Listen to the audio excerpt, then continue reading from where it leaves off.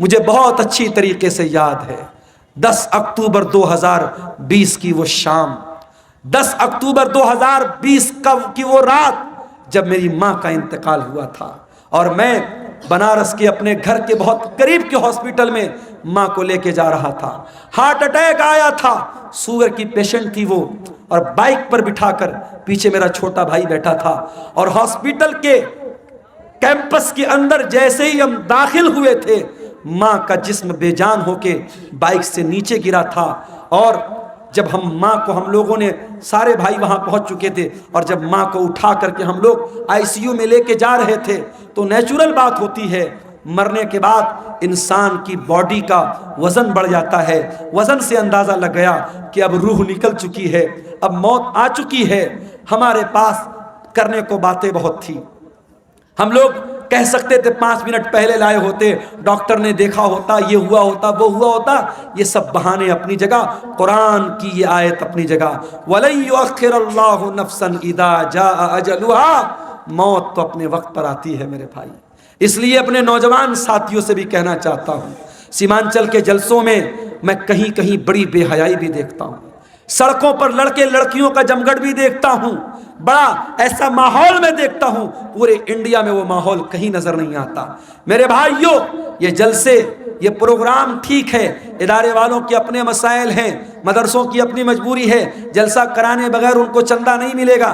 جلسہ آپ کرائیے، شوق سے کرائیے، اور تقریر آپ کرائیے، مگر میں گھسیا گھاٹ کے مدرسے کے ذمہ داروں سے بھی کہنا چاہوں گا، اور ویڈیو بن رہا ہے، سیمانچل کے تمام مدرسوں کے ذمہ داروں سے کہنا چاہوں گا کہ اب بہت دیر ہو چکی ہے، اب اپنے جلسوں کو تھوڑا سا کنٹرول کر لو، عورتوں کا انتظام رکھو، لیکن سختی سے منع کر دو۔ کوئی میلہ ٹھیلا نہیں لگے گا، کوئی عورتوں کے سامان کی دکان نہیں لگے گی، کوئی سڑک اور چوراہے پر مردوں اور عورتوں کا جمگٹ نہیں لگے گا۔ اور اگر نہیں کر سکتے تو پھر جلسے بند کر دو میرے بھائی، جلسے بند کر دو۔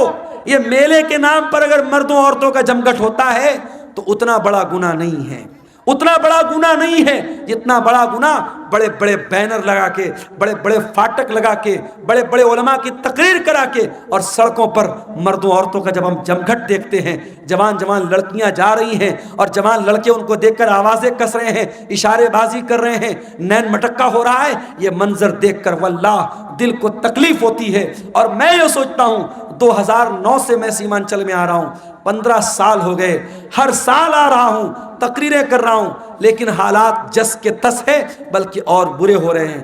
حالات کب سدھریں گے میرے بھائی؟ ہم کب جاگیں گے؟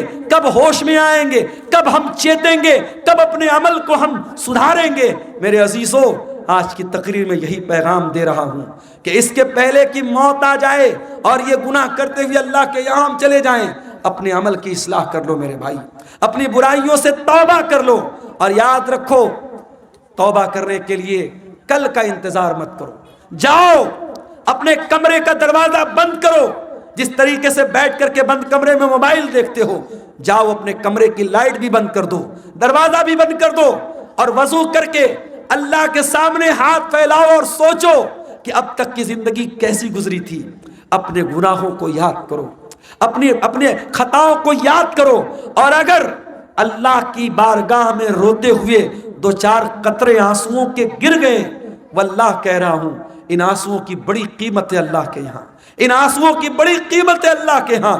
اللہ کے پیارے نبی فرماتے ہیں اللہ کو 2 چیزیں بہت زیادہ پسند ہیں، من قطرتین، 2 قطرے اللہ کو بہت پسند ہیں، قطرۃ دموع من خشیت اللہ، ایک اللہ کے خوف سے بہنے والا آنسو کا قطرہ، وقطرۃ دم تحراق فی سبیل اللہ، اور ایک خون کا قطرہ جو اللہ کی راہ میں بہتا ہے۔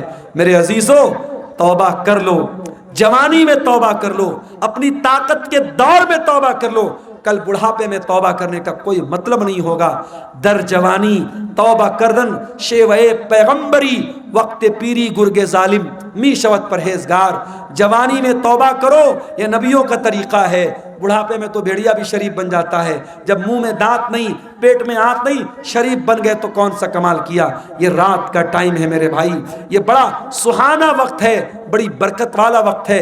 اس وقت ہم اللہ تعالیٰ سے اگر توبہ کریں گے، اللہ سے رجوع کریں گے، مجھے یقین ہے اللہ ضرور ہماری توبہ کو قبول کرے گا۔ اور جب سچی توبہ کر لو تو اب تک جو گناہ کا کام کرتے تھے اس گناہ سے باز آ جاؤ، اس گناہ کو چھوڑ دو۔ اگر موبائل کا غلط استعمال کرتے تھے، یہی سے توبہ کر لو، نہیں کریں گے۔ اگر زناکاری اور بدکاری میں ملوث تھے، اگر اغلام بازی میں ملوث تھے، اگر حرام کا کوئی کاروبار کرتے تھے، اگر آج میں بھی آ رہا تھا، راستے میں ہماری کار کے ڈرائیور نے کہا، راستے میں کئی جگہ غیر مسلموں کی بستی گزری، ڈرائیور نے کہا مولانا صاحب ایک بات بولوں آپ کو؟ میں نے کہا بتاؤ۔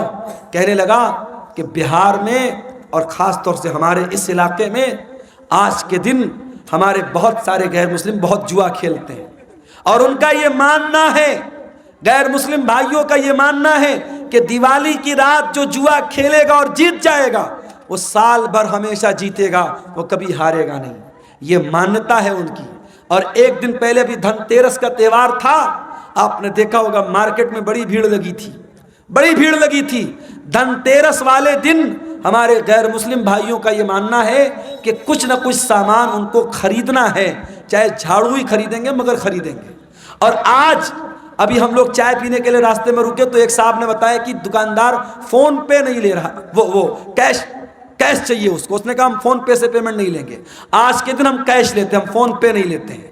تو یہ ہمارے غیر مسلم بھائیوں کے ہاں آستھا کے نام پہ بہت ساری چیزیں اندھ وشواس ہیں جو دھیرے دھیرے ہمارے یہاں بھی آ رہا ہے۔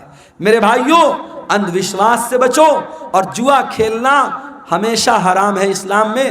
غیر مسلم بھائیوں کے ایک تہوار پہ کھیل رہے ہیں، مگر ہمارے مذہب میں کسی تہوار پہ کھیلنا یا کسی تہوار پہ شراب پینا جائز نہیں ہے۔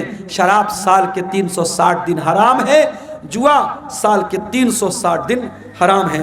تو سورہ آل عمران کی اس آیت کی روشنی میں چند باتیں میں نے رکھی ہیں، اور میں اپنے آپ کو بڑا خوش نصیب سمجھتا ہوں کہ قاری عبدالباسط صاحب بڑی میٹھی آواز تھی ان کی، بڑی محبت سے بولتے تھے۔